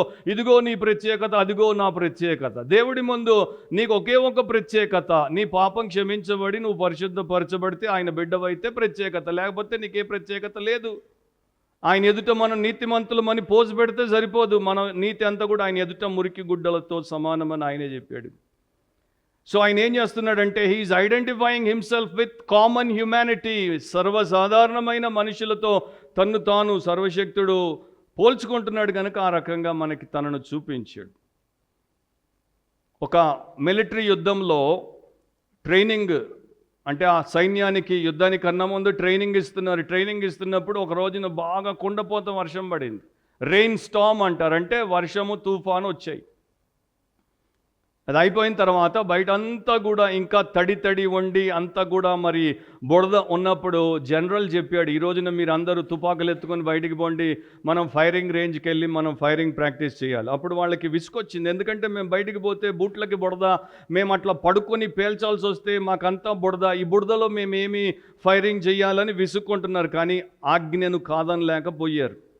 సో ఒక సైనికుడు అట్లాగే పోయి పేల్చేశాడు. తూటాలు అయిపోయిన తర్వాత వెనకాల ఇంకొక సైనికుడు పడుకొని ఉంటాడు. ఇతనికి తూటాలు అందియాలి తీసుకుని విసుగుతో పేల్స్తున్నాడు. ఎందుకంటే ఆ పాటికి మొహం తప్ప మిగతా అంతా బురదలో ఉన్నాడు. కొంత రెండు మూడు రౌండ్లు అయిన తర్వాత ఎందుకో అట్లా తీసుకునేటప్పుడు వెనక్కి చూస్తే వెనకాల ఇతని కాళ్ళ దగ్గర ముఖం పెట్టుకొని బురదలో పడుకున్నది ఇతనికి ఆజ్ఞ ఇచ్చినటువంటి సైనిక అధికారి, జనరల్. వీడి ప్రాణం పోయింది. వీడు అప్పుడు అనుకున్నాడు, ఆయన మాకు చెప్పి ఊరుకోలేదు, ఆయన మాతో మా వెనకే ఉన్నాడు, ఆయన ముఖం నా కాళ్ళ దగ్గర ఉంది. అప్పుడు నిర్ణయించుకున్నాడు ఆ సైనికుడు, ఇలాంటి నాయకుడు నాకు కావాలి, ఈయన కోసం నేను బురదలో కాదు నా ప్రాణం ఇవ్వడానికి కూడా నేను సిద్ధం. మన నాయకుడు అట్లాంటి నాయకుడు. ఆయన్ని పెట్టుకొని మనం ఇంకా నీచులముగా, మనం ఇంకా మనలాగా ఇతరుల్లాగా చౌకబారు ఆలోచనలు, చౌకబారు మాటలు, చౌకబారు జీవితాలు జీవిస్తుంటే మనకన్నా దరిద్రులు, నరకంలో అన్నిటికన్నా నిమ్న స్థలానికి పోవాల్సిన వారు ఇంకెవరు ఉండరు. సో మీరు విని విడిచిపెడితే మీరు మోసపోతారు, మీరు విన్నదానికి విధేయత చూపితే మీరు మెరుగుపరచబడతారు. మూడవ కారణం ఏంటంటే it was an act of self dedication to his messianic mission. ఆయన యొక్క విమోచన కార్యము కొరకు తన్ను తాను ఆయన సమర్పించుకోవడము దీంట్లో మనకు కనబడుతుంది. సో స్వయం సమర్పణ, సెల్ఫ్ సరెండర్ అంటారు దీన్ని. బాప్తిస్మంలోనికి వచ్చినప్పుడు ఏం చేస్తున్నాడు? బైబిల్లో రోమా 6వ అధ్యాయంలో మనకి తెలుసు, క్రీస్తు ఎట్లా చనిపోయాడో అట్లా చనిపోయి సమాధి చేయబడి తిరిగి లేచుటకు బాప్తిస్మము సాదృశ్యము. సో ఒకడు నీటిలోనికి పోయినప్పుడు చచ్చిపోతున్నాడు, సమాధి చేయబడుతున్నాడు, తర్వాత తిరిగి లేపబడినప్పుడు నవీన జీవితానికి తిరిగి లేపబడుతున్నాడు. సో మన కొరకు మనం ఎట్లా జీవించాలో అర్థమును చూపిస్తూ యేసుప్రభు బాప్తిస్మం పొందాడు. తర్వాత నిజంగా సిలువలో ఆయన ఆ ప్రకారం విమోచన కార్యమును సంపూర్ణం చేశాడు. సో నీవు బ్యాప్టిజం తీసుకున్నప్పుడు అది ఈ ప్రకారమైనటువంటి ఉద్దేశాలతో లేకపోతే అది వ్యర్థమే కదా, బ్యాప్టిజానికి మీనింగ్ ఉండదు. సో ఆయన మన ముందు ఏం పెట్టాడు అంటే మీరు ఇట్లా ఉండాలి, ఈ రకంగా మీరు ఉండాలి. ఒక వ్యక్తి పేరు ఎల్పిడోఫోరస్. అతడు ప్రభువులో బాప్తిస్మం పొందిన తర్వాత మళ్ళా వెనక్కి ఒక తప్పుడు గుంపులోనికి వెళ్ళిపోయాడు. సో అతనికి సంఘ పెద్ద బాప్తిస్మం ఇచ్చాడు. ఆ సంఘ పెద్ద ఇతడికి ఏ వస్త్రాలతో బాప్తిస్మం ఇచ్చాడో ఆ వస్త్రాలు అతడు అక్కడ విడిచిపెట్టాడు. ఆ రోజుల్లో ఉన్న సాంప్రదాయం ఏంటంటే, నేను బాప్తిస్మం పొందిన వస్త్రాలు తీసి తడిసిన వాటిని సంచిలో పెట్టుకొని ఇంటికి పోయి ఉతుక్కొని మళ్ళీ వేసుకొని, ఇప్పుడైతే అది చేస్తాం, చేయండి, నాకేం ప్రాబ్లం లేదు. ఆ రోజుల్లో ఏంటంటే, నా పాత బట్టలు పాత బతుకుకి సాదృశ్యమని అక్కడే ఒడ్డున వదిలి కొత్త బట్టలతో వెళ్ళిపోయేవారు, కొత్త బతుకు బ్రతుకుదామని. సో ఈ యొక్క సంఘ పెద్ద అతడి బాప్తిస్మపు వస్త్రాలు తీసుకుని పోయాడు గనుక, ఒకరోజు అతడు వెనకబడినప్పుడు అతని దగ్గరికి వచ్చి వస్త్రాలన్నీ విప్పి చూపించాడు. ఈ గుడ్డలతో బాప్తిస్మం పొందావు, రేపు నీకు ఈ గుడ్డలే సాక్ష్యం ఇస్తాయి, నీ నేరానికి, నీ ఘోరానికి, నీ పాపానికి మరవద్దని చెప్పి వెళ్ళిపోయాడు. ఎంత సీరియస్ మైండెడ్ క్రిస్టియన్సో చూడండి, ఎంత హార్ట్ ఫుల్ సర్వీస్ దేవుడికి ఇచ్చారో చూడండి, నిర్మోహమాటంగా ఎలా ఆ మనుషులకు సత్యం చెప్పారో చూడండి, వారి సంతోషాన్ని ముఖ్యముగా ఎంచనటువంటి వారిగా ఉన్నారో చూడండి. డియోనీసియా అనేటువంటి ఒక తల్లి, తన కుమారుడు, అతని పేరు మెజోరికస్, ఇది చరిత్ర. అతడు ఒక చోట మరి హతసాక్షి అవ్వాల్సినటువంటి పరిస్థితి, క్రీస్తుని విసర్జించు లేకపోతే చావు అనేటువంటి పరిస్థితుల్లో తల్లి అంటోంది ఈ మాటలు. తల్లులారా వినండి, తండ్రులారా వినండి, మీకే మమకారం, మీకే అనురాగం, మీకే ఆప్యాయత, మీ కడుపునే పుట్టిన బిడ్డలు ప్రపంచంలో మీకే లేరు, చాలామందికి ఉన్నారు. అండ్ ఈమె పేరు డియోనీసియా, ఈమె కొడుకు పేరు మెజోరికస్. అతడు చావాల్సిన పరిస్థితి వస్తే అతనికి ఏం చెప్తుంది? కుమారుడా, మర్చిపోవద్దు, నీవు తండ్రి, కుమార, పరిశుద్ధాత్మ త్రియేక దేవుని నామమున్న బాప్తిస్మం పొందావు కనుక స్థిరంగా ఉండు. అంటే అంటోంది, చావాల్సి వస్తే చావు, కానీ మర్చిపోవద్దు, తండ్రి, కుమార, పరిశుద్ధాత్మ త్రియేక దేవుని నామమున్న బాప్తిస్మం పొందావు. ఈ రోజున అక్కడ తల్లిదండ్రులే బిడ్డలకి బాప్తిస్మం ఇప్పిస్తారు. ఇక్కడికి తీసుకుని వచ్చి బిడ్డలు దానికి వ్యతిరేకంగా పోతుంటే, పో నాన్న పో, మేము వెనకాల ఉన్నామని భుజం దడతారు, బలపెడతారు, కావలసినటువంటి రిసోర్సెస్ అన్నీ ఇస్తారు. రేపు ఇద్దరు ప్రవేశపెట్టబడినప్పుడు డియోనిసియాని దేవుడు ఎక్కడ పెట్టాలి, వీరిని దేవుడు ఎక్కడ పెట్టాలి, దేవుడు ఆమెతో ఏమి చేయాలి, వీరితో ఏమి చేయాలి? మీకు అందరికీ నాకన్నా మేధస్సు ఎక్కువ, ఆలోచించి చెప్పండి. మనము మొదటి సెంచరీలో అంత కష్టతరమైనటువంటి క్రైస్తవ్యంలో వారు అట్లా ఉన్నప్పుడు మనం ఇప్పుడు ఎందుకు అట్లా ఉండలేకపోతున్నాం? అదే క్రీస్తు కదా, అదే పరిశుద్ధాత్మ కదా, అదే బైబిల్ కదా. ఇంకా అప్పటికి అంత బైబిల్ లేదు. బైబిల్ తర్వాత కంప్లీట్ అయి మనకు వచ్చింది, మన భాషలోకి వచ్చింది. లూథర్ ఎప్పుడైనా విపరీతమైనటువంటి కృంగుబాటుకు శోధింపబడినప్పుడు ఆయన తనకు తాను చెప్పుకునేవాడు, I am baptized and I believe in Christ crucified. నేను బాప్తిస్మం పొందాను, నేను యేసు సిలువ వేయబడ్డాడని నమ్ముతున్నాను. రెండవది, the appropriation of the spirit of God. The appropriation of the spirit of God. Appropriation అంటే అనుకూలీకరణ, లేకపోతే స్వంతమున కొరకు వాడుకొనడము. స్వంతము కొరకు వాడుకున్నప్పుడు వారు దాన్ని అప్రోప్రియేట్ చేసేసుకున్నారు అంటారు. పరిశుద్ధాత్ముడు యేసుక్రీస్తు మీదకి దిగి వచ్చాడు. ఎందుకంటే యేసుక్రీస్తును ఇక తన స్వంతము కొరకు వాడుకోవడానికి. నేను పరిశుద్ధాత్మను వాడుకోవడానికి ఆత్మను పొందడం కాదు, అభిషేకం పొందడం కాదు. పరిశుద్ధాత్ముడు నన్ను వాడుకోవడానికి, తన ఇష్ట ప్రకారం వాడుకోవడానికి, నా ప్రమేయం లేకుండా వాడుకోవడానికి. యూజువల్లీ వితౌట్ పర్మిషన్ అని ఉంటుంది, ఎవరి అనుమతి లేకుండా వాడేసుకోవచ్చు. సింపుల్గా మామూలుగా ఎప్పుడు అంటుంటారంటే మిస్అప్రోప్రియేషన్ అంటారు చూడండి. ఆఫీసు సొమ్ము వాడేసుకున్నాడు, దుర్వినియోగం చేశాడు, వాడిది గాంధీ వాడు వాడేసుకున్నాడు. కానీ ఇక్కడ పరిశుద్ధాత్ముడు ఆయన యేసుక్రీస్తు తనవాడు గనుక ఆయన్ని తీసుకొని వాడుకున్నాడు. చూసుకుంటూ పోదాం త్వరగా. మార్క్సు వార్తికుడు వెంటనే అనేటువంటి పదం చాలాసార్లు వాడతాడని నేను చెప్పాను. సో ఇక్కడ 10వ వచనంలో మీరు గమనిస్తే, వెంటనే ఆయన నీళ్లలో నుండి ఒడ్డునకు వచ్చుచుండగా ఆకాశము చీల్చబట్టయు పరిశుద్ధాత్మ పావురం వలె తన మీదికి దిగి వచ్చుటయు చూచెను. సో వెంటనే అంటే ఇమ్మీడియట్గా ఏం జరిగిందో చెప్తున్నాడు. అండ్ మార్కెట్లా బాప్తిస్మం ఇచ్చి యోహాను బాప్తిస్మపు విధానాన్ని గురించి రాశాడంటే, యేసుక్రీస్తు నీళ్లలోనికి పోయాడు అండ్ నీళ్లలో నుండి బయటకు వచ్చాడు. సో టోటల్ ఇమర్షన్ బ్యాప్టిజం అంటే పూర్తిగా ముంచుడు బాప్తిస్మము, చిలకరింపు బాప్తిస్మము కాదు. నీటిలోనికి పూర్తిగా మనిషిని ముంచి బాప్తిస్మం ఇచ్చి పైకి తీయడము. సో ప్రభు అయిన యేసు అట్లా బాప్తిస్మం పొందాడు కనుక ఎవరైనా బాప్తిస్మం తీసుకుంటే అదే రకంగా తీసుకుంటే బేషు. ఆయనకి ఈ సమయంలో 30 ఏళ్ల వయస్సు. లూకా 3:23 ప్రకారం సో 30 ఏళ్ళప్పుడు ఆయన బాప్తిస్మం పొందాడు. యేసు బోధింప మొదలుపెట్టినప్పుడు ఆయన దాదాపు 30 ఏండ్ల ఈడు గలవాడు. బాప్తిస్మం పొందిన తర్వాతే బోధ మొదలుపెట్టాడు.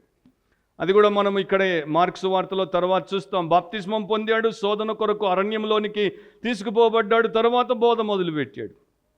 అది అప్పుడు ఆ లెసన్ వచ్చినప్పుడు మనం చూద్దాం. 30 years అప్పుడు ఇది. నా ఆకాశము తెరవబడలేదు. మీరు మార్కు వాడిన పదాన్ని చూస్తే ఆకాశము చీల్చబొట్ట అని ఉంది. తెరవబడుట ఒకటి, చీల్చబట్ట ఒకటి. అన్ని భాషల్లో కూడా అవి రెండు వేరు వేరు పదాలు. తెరవబడుట అంటే మామూలుగా అట్లా తెరవడం, చీల్చబట్ట అంటే బలం ఉపయోగించి రెండింటిని వేరుగా చించేయడం. సో ఆకాశము చించబడింది. టేరింగ్ ఆర్ రిప్పింగ్ ఓపెన్ అని అంటారు దాన్ని. ఆయన వాడిన గ్రీక్ పదానికి అర్థం ఏంటంటే, మీరు బైబిల్ స్టడీ చేయండి, ఎప్పుడెప్పుడు దేవుడు తన ప్రత్యక్షతను ఇవ్వాలన్నా, ఆయన థియోఫనీ అంటే దేవుడు ప్రత్యక్షం అవ్వాలనుకున్న ఆకాశమునట్లా ఆయన చించేవాడు. ఒక ప్రవక్త ఏమని ప్రార్థన చేశాడో మీకు జ్ఞాపకం చేస్తాను. యెషయా 64:1 ఐజయా 64:1. యెషయా 64:1 ప్రవక్త ఇట్లా అంటున్నాడు, గగనము చీల్చుకొని నీవు దిగి వచ్చేదవు గాక, నీ సన్నిధిని పర్వతములు తత్తరిల్లును గాక. సో దేవుడితో అంటున్నాడు, గగనమును ఆకాశమును చీల్చుకొని వచ్చేసాయి, హెవెన్ని రెండుగా చించేసి నీవు దిగి వచ్చేసాయి. మార్క్స్ వార్త 15:38-39 అప్పుడు దేవాలయపు తెర పైనుండి క్రింది వరకు రెండుగా చినిగాను. Curtain torn. సో రెండుగా కర్టన్ ఎట్లా చినిగిపోయిందో, మీరు ఎన్నోసార్లు ఆ యొక్క మీరు కావాలనుకున్న గుడ్డను ఎట్లా చించుతారో అట్లా ఆ కర్టన్ రెండుగా చినిగిపోయినప్పుడు ఏమైంది, ఆయనకెదురుగా నిలిచి ఉన్న శతాధిపతి ఆయన ఇలాగూ ప్రాణం విడుచుట చూచి నిజముగా ఈ మనుషుడు దేవుని కుమారుడే అని చెప్పాను. సో ఇక్కడ దేవుడు ఎందుకట్లా ఆ యొక్క రీతిలో ఇతనికి చూపిస్తున్నాడంటే, ఇతడు నా కుమారుడు, నిజముగా దేవుని కుమారుడు అని సూచించడానికి. అండ్ ఆయన బాప్తిస్మం పొందిన తర్వాతే జరిగింది. గుర్తుపెట్టుకోండి, దేవుడు స్టెప్ బై స్టెప్ చేస్తాడు. బాప్తిస్మం తర్వాతే, కాన్సక్రేషన్ తర్వాతే రెవల్యూషన్. నిర్గమకాండం 19:10-11 ఎక్సోడస్ 19:10-11 నిర్గమకాండం 19:10-11 మోషేతో దేవుడు ఇట్లా చెప్పాడు, నీవు ప్రజల యొద్దకు వెళ్ళి నేడును రేపును వారిని పరిశుద్ధపరచుము, వారు తమ బట్టలు ఉతుక్కొని 3వ నాటికి సిద్ధముగా నుండవలెను. 3వ నాడు యెహోవా ప్రజలందరి కన్నుల ఎదుట సీనాయి పర్వతం మీదికి దిగి వచ్చును. సో నీ జీవితంలో దేవుడు నీతో ఉండి నీ జీవితాన్ని వాడుకొని నిన్ను ఫలభరితంగా చేయాలంటే నీవు అట్లాంటి కాన్సక్రేషన్ అంటే అట్లాంటి సమర్పణలోనికి వచ్చినప్పుడు దేవుడు ఆ పని చేస్తాడు. నా పరిశుద్ధాత్ముడు ఎట్లా వచ్చాడు అది కూడా ఒక మాట చూద్దాం. పరిశుద్ధాత్మ పావురం వలె తన మీదికి దిగి వచ్చుటయు చూచెను. Like a dove, as a dove కాదు, అంటే ఒక పావురము లాగా కాదు, పావురం వలె. సో తేడా ఉంది అక్కడ. అండ్ ఇక్కడ ముఖ్యమైనటువంటి పాయింట్ ఏంటంటే, ఆయన ఎట్లా దిగి వస్తున్నాడు, ఒక గద్దలాగా వేగంగా దిగొచ్చి ఎగదన్నుకు పోయేటట్టు వస్తున్నాడా, లేకపోతే పావురం దిగినట్టు మెల్లగా దిగి వస్తున్నాడా? పావురంలాగా. సో హిస్ డిసెంట్ అన్నమాట. ఆయన కిందికి వచ్చినప్పుడు డవ్ లైక్ డిసెంట్. పరలోకము నుండి ఆయన పంపబడ్డాడు, పరలోకము నుండి ఆయన దిగి వస్తున్నాడు అండ్ ఒక పావురములాగా వస్తున్నాడు. దీని యొక్క అర్థం ఏంటి? ఒక అర్థం ఏంటంటే ఆదికాండం 1:2 ప్రకారం, జెనసిస్ 1:2, ఆదికాండం 1:2, భూమి నిరాకారముగాను శూన్యముగాను ఉండెను, చీకటి అగాధ జలము పైన కమ్మి ఉండెను, దేవుని ఆత్మ జలముల పైన అల్లాడుచుండెను. సో ఆ సమయంలో భూమి నిరాకారంగా ఉంది, శూన్యంగా ఉంది, చీకటితో నిండి ఉంది. అట్లాంటప్పుడు ఆయన ఆత్మ అల్లాడాడు. ఎందుకంటే హోవరింగ్ అంటారు. ఎందుకు అల్లాడాడంటే ఆ కేయాస్లో నుండి దాన్ని విమోచించడానికి, ఆ గలిబిలి నుండి, ఆ యొక్క భయంకరమైన దుస్థితి నుండి భూమికి ఒక క్రమాన్ని, సృష్టిని, సౌందర్యాన్ని ఇవ్వడానికి. ఇప్పుడు యేసు మీదకి ఎందుకు వచ్చాడు అట్లా? ఎందుకంటే యేసు మానవాళికి అట్లాంటిది ఇవ్వబోతున్నాడు. మనుషుల జీవితము నిరాకారంగా ఉంది, మనుషుల జీవితము శూన్యంగా ఉంది, మనుషుల జీవితం అంతా చీకటికి అమ్ముకొని ఉంది కనుక యేసు వారికి అట్లాంటి విమోచన దయచేయబోతున్నాడు కనుక పరిశుద్ధాత్ముడు ఆయన మీదకి అట్లా పావురం వలె దిగి వచ్చాడు. యెషయా గ్రంథం 11:2-4 వరకు ఇంకా కొంత దేవుడు మనకి సత్యాన్ని నేర్పిస్తాడు. ఐజయా 11:2-4, యెషయా 11వ అధ్యాయము 2వ వచనం నుండి 4వ వచనం వరకు, యెహోవా ఆత్మ జ్ఞాన వివేకములకు ఆధారమగు ఆత్మ, ఆలోచన బలములకు ఆధారమగు ఆత్మ, తెలివిని యెహోవా ఎడల భయభక్తులను పుట్టించు ఆత్మ అతని మీద నిలుచును. యెహోవా భయము అతనికి ఇంపైన సువాసనగా ఉండును. కంటి చూపును బట్టి అతడు తీర్పు తీర్చడు, తాను విను దానిని బట్టి విమర్శ చేయడు. నీతిని బట్టి బీదలకు తీర్పు తీర్చును, భూనివాసులలో దీనులైన వారికి యథార్థముగా విమర్శ చేయును. తన వాగ్దండము చేత లోకమును కొట్టును, తన పెదవుల ఊపిరి చేత దుష్టులను చంపును. దాన్ని మీరు ధ్యానించండి. లూకా 4వ అధ్యాయము 18-19లో యెషయా గ్రంథాన్ని యేసుప్రభు తీసుకున్నప్పుడు ఇట్లా చెప్పాడు, ప్రభు ఆత్మ నా మీద ఉన్నది, బీదలకు సువార్త ప్రకటించుటకై ఆయన నన్ను అభిషేకించెను, చెరలోనున్న వారికి విడుదలను, గుడ్డి వారికి చూపును కలుగునని ప్రకటించుటకును, నలిగిన వారిని విడిపించుటకును, ప్రభు హితవత్సరం ప్రకటించుటకును ఆయన నన్ను పంపి ఉన్నాడని రాయబడిన చోటు ఆయనకి దొరికింది. సో బేసికల్లీ ఇక నా పరిచర్య ప్రారంభానికి, నా యొక్క పరిచర్య సిలువలో పరిసమాప్తం అవ్వడానికి పరిశుద్ధాత్మ ద్వారా దేవుడు నన్ను నింపాడు. సో పరిశుద్ధాత్మ పూర్ణుడైనటువంటి యేసుప్రభును సమాజం ఎట్లా చూసింది, సొంత కుటుంబం ఎట్లా చూసింది? ఇంత క్లియర్గా ఆయన పరిశుద్ధాత్మ పూర్ణుడు అని బైబిల్ మనకి చెప్తోంది. సో 2 వచనాలు మార్కు సువార్తలోనే మీరు గమనిస్తే 3వ అధ్యాయం 21వ వచనంలో, ఆయన ఇంటి వారు సంగతి విని ఆయన మతి చెలించి ఉన్నదని చెప్పి ఆయనను పట్టుకొనబోయిరి. సొంత ఫ్యామిలీ యేసుప్రభుకి మతిపోయింది అనుకుంటున్నారు. మతిపోయిందంటే ఆయన holy spirit anointed, holy spirit possessed person అయినా కూడా he's out of his mind అని సొంత కుటుంబం అనుకుంటుందంటే ఎంత దారుణంగా ఉన్నారో చూడండి. వారి అంచనా ఎంత ఘోరంగా తప్పిపోయిందో చూడండి. అక్కడే 3వ అధ్యాయం 30వ వచనంలో మీరు చూస్తే, ఎందుకనగా ఆయన అపవిత్రాత్మ పట్టినవాడని వారు చెప్పిరి. దేవుడి ఆత్మతో నింపబడినటువంటి యేసుక్రీస్తును ఆయన చుట్టూ ఉన్నటువంటి ఆయన విరోధులు ఏమంటున్నారు? అపవిత్రాత్మతో నిండినవాడు, అపవిత్రాత్మ పట్టినవాడు. సో నిన్ను అపార్థం చేసుకుంటే, నీ గురించి ఎవరైనా తప్పుగా మాట్లాడితే, నీ మీద నిందేస్తే, నీ దూషిస్తే ఫీల్ అయిపోకు. If you are dead, no feeling. నువ్వు ఫీల్ అవుతున్నావు అంటే బాగా బతుకున్నావు, బలిసున్నావు. హలో విను, నన్ను అన్నారు, నాకు ఫీల్ అవుతున్నా, నేను సర్దుకోలేకపోతున్నా. నువ్వు బతుకున్నావు, బలిసున్నావు. సావు సావు సావు. నువ్వు ఇట్లా బతుకుంటే నిత్యమైన చావుకు పోతావు. నువ్వు ఇప్పుడు చస్తే నిత్య చావు నుండి దేవుడు నిన్ను తప్పిస్తాడు. నా పని ఏంటంటే అందరినీ చంపేయడం. ఎస్, అందరినీ చంపేయడం నా పని, నిన్ను చంపేయడం నా పని. బాప్తిస్మం ఇచ్చినప్పుడు నిన్ను చంపేశా, యేసుని నీతో లేపా. కానీ నువ్వేం చేస్తున్నావు అంటే యేసుని వదిలేసి నువ్వే లేస్తున్నావు. ఎంత దారుణమో చూడండి. సో ఇంకొక అర్థం ఏంటంటే, ఆ బలుల్లో పావురమును అత్యంత అంటే పేద వాళ్ళు ఇచ్చేటువంటి అర్పణగా పెట్టాడు. లేవియా 1:14 ప్రకారం, లెవిటికస్ 1:14 ప్రకారం, లేవియా 1:14లో ఇట్లా దేవుడు చెప్పాడు, యెహోవాకు దహన బలిగా అర్పించినది పక్షి జాతిలోనిదైన ఎడల తెల్ల గువ్వల్లో నుండి కానీ పావురో పిల్లల్లో నుండి కానీ తేవలను. యేసుప్రభు పుట్టినప్పుడు తల్లిదండ్రులు అట్లాంటిదే తీసుకుని పోయారని లూకా 2 చెప్తున్నాడు. హెబ్రీ 9:14లో ఇట్లా ఉంది, నిత్యుడగు ఆత్మ ద్వారా తన్ను తాను దేవునికి నిర్దోషినిగా అర్పించుకొనిన క్రీస్తు యొక్క రక్తం. సో నిత్యుడగు ఆత్మ ద్వారా దేవుడికి తన్ను తాను నిర్దోషిగా యేసుప్రభు సిలువలో అర్పించుకున్నాడు, ఆయన రక్తం చెందించాడు. సో అట్లా ఆత్మదేవుడు వచ్చాడు, ఆత్మదేవుడు ఆయన్ని సిలువ కొరకు తీసుకెళ్ళాడు.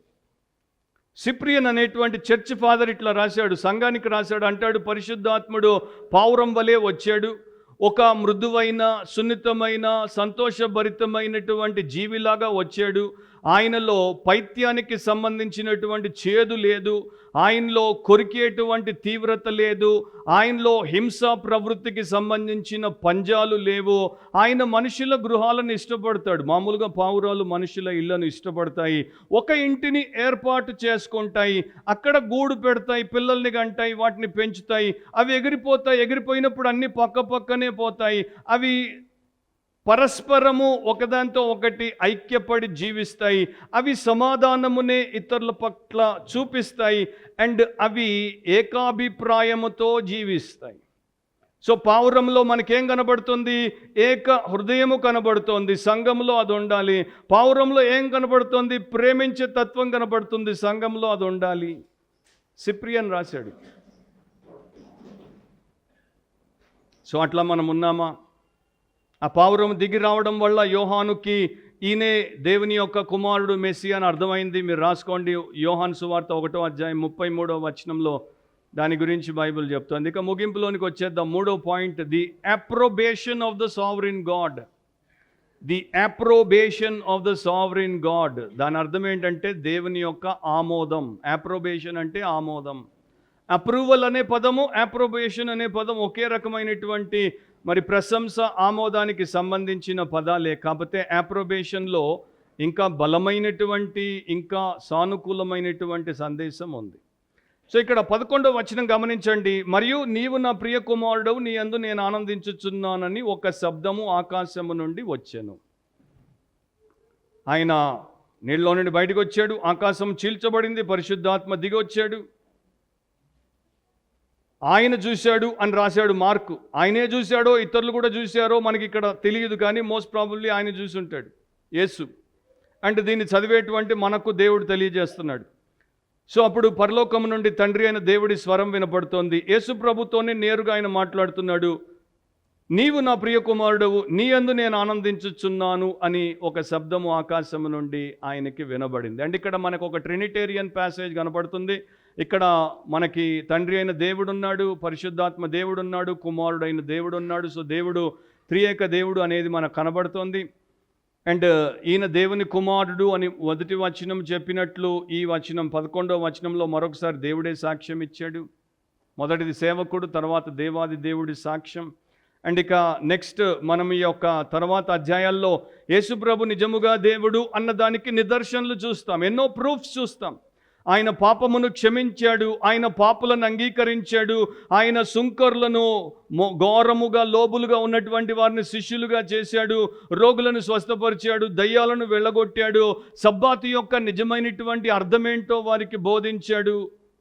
అంటే యూదుల మత నిష్ఠతో కూడుకున్నటువంటి మనుష్య పారంపర్యములన్నింటినీ కూడా సవాలు చేశాడు, మందిరమును శుద్ధి చేశాడు, సిలువకెళ్ళి మరణించాడు. ఒకానొక చోట వారు అడుగుతారు, నీకు ఏ అధికారం ఉంది, నీకు అధికారం ఎవరిచ్చారు నీవు అవన్నీ చేయడానికి? అది కూడా మార్కులోనే ఉంది. నేను ఇప్పుడు చదవను, సమయం లేదు కనుక మీరు రెఫరెన్స్ రాసుకోవచ్చు. మార్కు సువార్త 11వ అధ్యాయం 27 నుండి 33 వరకు. సో వారు యేసును నీకు ఏ అధికారం అని అడిగితే యేసు వారిని బాప్తిస్మం విషయంలో, బాప్తిస్మం ఇచ్చి యోహాను బాప్తిస్మం ఎక్కడి నుండి వచ్చిందని వారిని తికమక పెడతాడు, లేకపోతే వారిని పట్టుకుంటాడు అక్కడ. So baptism of Jesus, Holy Spirit anointing of Jesus ఏంటి అంటే confirmation of his sonship and of his servanthood. ఆయన దేవుని కుమారుడు, ఆయన దేవుని సేవకుడు అనేది అక్కడ నిర్ధారణ జరిగింది. 3 సార్లు పరలోకము నుండి స్వరం వినపడుతుంది. ఒకసారి బాప్తిస్మం పొందినప్పుడు, రెండవసారి కొండ మీద రూపాంతరం పొందినప్పుడు, మూడవసారి ఆయన యెరూషలేములోనికి ప్రవేశపెట్టబడినప్పుడు 3 సార్లు దేవుడు ఆయనతో మాట్లాడతాడు. ఆయన మీద దేవుడికి ఉన్నటువంటి ఆ యొక్క ఉద్దేశాన్ని తెలియజేస్తాడు. సో ఓల్డ్ టెస్టమెంట్లో దీని యొక్క ప్రవచనము నెరవేరాలి కనుక దేవుడు ఆ ప్రకారం చేశాడు. ఉదాహరణకి కీర్తన 2:7, 2వ కీర్తన 7 వచనం, సామ్ 2:7లో యెహోవా నాకు ఇలాగు సెలవిచ్చను, నీవు నా కుమారుడవు, నేడు నిన్ను కనియున్నాను. సో ఇది ఒక ఇశ్రాయేలీయుల రాజుకి ఉన్నటువంటి అంశము. దేవుడు తన కుమారుడిగా అతన్ని నిర్ధారిస్తున్నాడు. యెషయా 42:1లో, ఐజయా 42:1లో, యెషయా 42:1లో, ఇదిగో నేను ఆదుకొన్న సేవకుడు, నేను ఏర్పరచుకున్నవాడు, నా ప్రాణమునకు ప్రియుడు, అతని యందు నా ఆత్మను ఉంచి ఉన్నాను, అతడు అన్యజనులకు న్యాయము కనుపరచును. సో యేసుక్రీస్తు దేవుడి ప్రాణానికి ప్రియుడు, దేవుడికి ఇష్టడు. ఆయన యందు దేవుడు బహుగా సంతోషించాడు. ఈ బిలవర్డ్ సన్ అనేది ఓల్డ్ టెస్టమెంట్లో మనకి పెద్దగా కనిపించదు, కానీ అబ్రహాము ఇస్సాకుల బంధములో దేవుడు దాన్ని పెట్టాడు, చూపిస్తాడు. మీరు తర్వాత అబ్రహాము ఇస్సాకుల గురించి దేవుడు పలికిన మాటలు ఆదికాండం 22లో చూడండి. ఈ యొక్క గ్రీకు పదానికి అక్కడ వాడబడిన హీబ్రూ పదానికి సంబంధం ఉంది, పర్యాయ పదాలు అవి. అండ్ ఇక్కడ బిల్లవడ్ అంటే ప్రియమైన, అంటే అక్కడ ఒక్కగానొక్క అని అర్థం. సో దేవుడు అబ్రాహాంతో ఏమంటాడు, నీకు ఒక్కడై ఉన్న నీ కుమారుణ్ణి, నీకు ఒక్కడై ఉన్న నీ కుమారుణ్ణి నీకు ఒక్కడే అయ్యున్న నీ కుమారుణ్ణి నీవిచ్చేసావు. నాకు ఒక్కడే అయ్యున్నటువంటి నా కుమారుణ్ణి, ప్రియ కుమారుణ్ణి, ఇష్టుడిని, నన్ను సంతోషపరిచినటువంటి వాడిని నేను మీకు ఇచ్చేస్తున్నాను. నా జస్ట్ ఒకసారి ఆలోచించండి. దేవుడు తన ప్రియ కుమారుణ్ణి, తనను నిత్యత్వంలో సంతోషపెట్టిన వాడిని మనకిచ్చేశాడు. మనము దేవుడిని సంతోషపెట్టాలంటే ఏం చేస్తున్నాం దేవుడి కొరకు? మీరేం చేస్తున్నారు దేవుణ్ణి సంతోషపెట్టడానికి? ఎప్పుడైనా మీరు ఆలోచిస్తారా, ఈరోజు నేను దేవుణ్ణి సంతోషపెడుతున్నానా లేదా? లేకపోతే మన సంతోషమే ముఖ్యమా? దేవా నేను సంతోషంగా లేను, నాకు ఇది ఇవ్వు, నన్ను సంతోషింపచేయి. దేవా నాకు అది చేయి, సంతోషం దయచేయి. దేవా నేను ఏడుస్తున్నాను, నన్ను కన్నీళ్లు తుడిచి నాకు సంతోషాన్ని ఇవ్వు. ఇదే మన గొడవ. ఎంతసేపు మన సంతోషం కోసం దేవుణ్ణి ఆధారం చేసుకోకుని దేవుణ్ణి మనం వాడుకుంటున్నాం. కానీ దేవా నీ సంతోషం కొరకు నన్ను రక్షించావు, నీ సంతోషం కొరకు నన్ను సృష్టించావు, నీ సంకల్పం కొరకే నేను ప్రాణముతో బ్రతుకున్నాను, నేను నిన్ను సంతోషపెడుతున్నాను అని ఆలోచించామా? దేవుడి కుమారుడిని తప్ప, ఇశ్రాయేలును దేవుడి కుమారుడు అన్నాడు, యేసుక్రీస్తు దేవుడి కుమారుడు. ఈ ఒకే ఒక్క విషయాన్ని తప్ప ఇంకే సేవకుడిని, ఏ ప్రవక్తను, ఎంత గొప్ప దైవజనుడిని కూడా దేవుడు ఈ ప్రకారము సంబోధించలేదు. మీరు బైబిల్ చదువుకుంటే, ఆయన నాకిష్టుడు, నా ప్రాణము నాకిష్టుడు. సో ఒక భక్తుడు ఇట్లా అంటాడు, before a life can be a power for God, it should be a pleasure to God. నీ జీవితము దేవుడి కొరకు శక్తివంతంగా మారక ముందు నీ జీవితము దేవుడికి సంతోషభరితంగా ఉండాలి. యేసు అట్లా ఉన్నాడు. యేసు యోహాను 8:29 చెప్పాడు, నన్ను పంపిన వాడు నాకు తోడై ఉన్నాడు, ఆయనకి ఇష్టమైన కార్యము నేను ఎల్లప్పుడూ చేయుదును గనుక ఆయన నన్ను ఒంటరిగా విడిచిపెట్టలేదని చెప్పాను. సో యేసు ప్రభు ఆయనకి ఇష్టమైన కార్యమే చేశాడు కనుక ఆయనకి ఇష్టడయ్యాడు, ఆయనకి ప్రియుడు అయ్యాడు, ఆయన్ని సంతోషపరిచాడు. అండ్ ఇక్కడ అది ఎట్లా ఉందంటే ఎప్పుడూ సంతోషపెడుతూనే ఉంటాడు. కుమారుడు ఎప్పుడు తండ్రిని సంతోషపెట్టాడు. నీ జీవితం దేవుడికి సంతోషంగా ఉందా? లేకపోతే ఈరోజే చదివాం అనుకోకుండా అది. సౌలు దేవుడి ఆజ్ఞను గైకొనలేదు కనుక దేవుడికి ఆయాసాన్ని కలిగించాడు. పశ్చాత్తాపడ్డాడంటే దుఃఖపడ్డాడు. దేవుడు బోర్న బాధపడ్డాడు. ఎందుకు? నేను ఇతడిని రాజుగా చేశాను. సో సౌలు లాంటి వారే ఎక్కువ. అట్లాంటప్పుడు ఆజ్ఞ గైకొంటే ఆయన్ని సంతోషపరచుట, ఆజ్ఞను గైకొనకపోతే ఆయన్ని దుఃఖపరచుట. As simple as that. యేసుప్రభు ప్రతి ఆజ్ఞను గైకొన్నాడు. ఆదామవ్వలు మొదటి ఆజ్ఞనే గైకొనక ఆయన దుఃఖపరిచారు. సో మనం ఏం నేర్చుకోవాలి? మార్కు సువార్తలో దేవుడు మనకేం చూపిస్తున్నాడు? ఇదిగో నా ప్రియ కుమారుడు, ఇదిగో నా ప్రాణానికి ప్రియమైన పరిచారకుడు, ఇదిగో మీ అందరి పాప విమోచకుడు. సో ఆయనలోనికి వచ్చినటువంటి వారు ఏమవ్వాలి? దట్ మీరు కూడా యేసు లాంటి ప్రియమైనటువంటి కుమార్తెలు, కుమారులుగా ఉండాలి. మీరు కూడా యేసు లాంటి ప్రతిష్ఠించబడినటువంటి పరిచారకులు, పరిచర్య కర్తలుగా మీరు ఉండాలి, పరిచారకు రాళ్ళుగా మీరు ఉండాలి. అట్లా మనం ఉన్నామా? Are you a pleasing son of God? Are you a pleasing daughter of God? Are you a pleasing or persisting servant of God? Ask this question. మనం ఏం చేస్తామంటే ఆదివారము కూడుకుంటాము, పాటలు పాడతాము, ప్రార్థనలు చేస్తాము, ప్రసంగాలు వింటాము, పరిచర్యలు చేస్తాము, బయటికి పోతాము. పోయిన తర్వాత మళ్ళా మనము మన యొక్క ప్రవర్తనతో దేవుణ్ణి బాధ పెడతాం. 2.5 గంటలు దేవుడికి సంతోషం, వారం అంతా దేవుడికి దుఃఖం. కారణం ఏంటంటే మన ప్రవృత్తి బాగా లేదు, మన ప్రవర్తన బాగా ఉండదు. సో నేను దేవుణ్ణి సంతోషపరచాలంటే నా సంతోషమును నేను ముఖ్యమైనదిగా ఎంచకూడదు. నేను ఇంతకుముందు చెప్పినట్టు బలహీనమై నేను చనిపోతే ఆయన బలాఢ్యుడిగా, శక్తిమంతుడిగా నా జీవితంలో అందరికి ఉపయోగపడతాడు. లేకపోతే నేను ఆయన్ని కనుమరుగు చేసేస్తాను. బాప్తిస్మం ఇచ్చి యోహాన్లాగా ఉందాం, మనము కనుమరుగైపోదాం, ఆయన్ని మనం కనపడేటట్టు చేద్దాం. ఆయన అగుపడాలి, ఆయనే అభిషిక్తుడు, ఆయనే అందరికీ రక్షణ కార్యాన్ని జరిగించువాడు. తలంచండి, కళ్ళు మూసుకోండి, ప్రార్థనలో ఏకీభవించండి. విన్నది విన్న చోటే విడిచి వెళ్ళిపోకండి. ఆ యొక్క సంఘ పెద్ద ఎల్పిడో ఫోరస్కి చెప్పింది మర్చిపోకండి. నేను నీకు ఏ గుడ్డలలో బాప్తిస్మం ఇచ్చానో రేపు ఆ గుడ్డలే నీకు సాక్ష్యం ఇస్తాయి. నీవు ఎంత నీచుడవో అండ్ నీవెంత నమ్మక ద్రోహివో. సో అది మర్చిపోవద్దు. బ్యాప్టిజం అయిపోయింది, పాస్టర్ బ్యాప్టిజం సర్టిఫికేట్ ఇచ్చేసాడు, పెళ్ళి అయిపోయింది, నో ప్రాబ్లం. నో, ఖడ్గం ఇంకా మన తల మీద వ్రేలాడుతుంది. దేవుడు అంత ఆధిక్యతనిచ్చింది మనం అభివృద్ధి చెంది ఆత్మీయులముగా, పరిపక్వతలో, దేవుడికి విధేయులముగా, సంతోషపరిచేటువంటి సేవకులముగా ఉండడానికి. ఆ ప్రకారము మనలో ప్రతి ఒక్కరూ ఉందురుగాక. పరిశుద్ధుడు అయిన మా తండ్రి, మీ వాక్యమును మేము ఎంత నేర్చుకున్నా మాకు తక్కువే. మీ వాక్యం మాకు సవాలుకరంగా ఉంటుంది, మీ వాక్యం మాకు సమాధానాన్ని ఇస్తుంది, మీ వాక్యమే మమ్మల్ని సమర్పణలోనికి నడిపిస్తుంది, మీ వాక్యమే మాలో స్వచ్ఛతను పెంచుతుంది, అండ్ మీ వాక్యమే మాకు సేవ చేసే ఆ యొక్క హృదయాన్ని ఇస్తుంది. మమ్మల్ని అట్లా చేసి మహిమ పొందమని యేసు నామమున అడుగుచున్నాం తండ్రి. ఆమేన్.